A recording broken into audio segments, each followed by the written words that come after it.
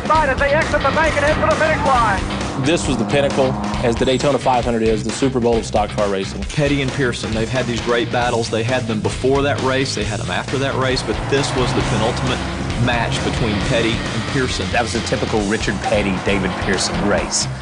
One would lead, then the other would lead. One would lead, then the other would lead. They're bumping a little bit. You got that red and blue Petty car and that white and red Pearson car, and they just keep going back and forth. Petty comes back down in front of Pearson, clips him. Richard Petty goes back in front. They both spin. They're in the wall. Petty is sliding, slamming in the wall. He's coming down toward the finish line. And then both cars slide to a stop, and Petty's trying to get his refired, and Pearson's car finally coughs back to life and just sort of limps across the line.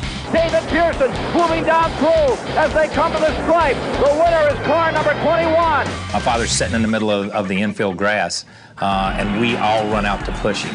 And there's cars buzzing down the racetrack, and you're running out across there because all you're concerned about is getting the car across the start-finish line. I was wanting to get in the TV screen and help them push those cars across the start-finish line. Those kind of finishes are special, not only because how the finish takes place, but when you can pit two of the sport's all-time greats together, that's what makes that finish one of all-time great finishes in NASCAR. The cool part that I remember about that race more than anything else was they wreck, Pearson wins, King runs second, and not a bad word is spoken between either guy because they had so much respect for each other. It was just a racing accident. It was a Daytona 500, so be it.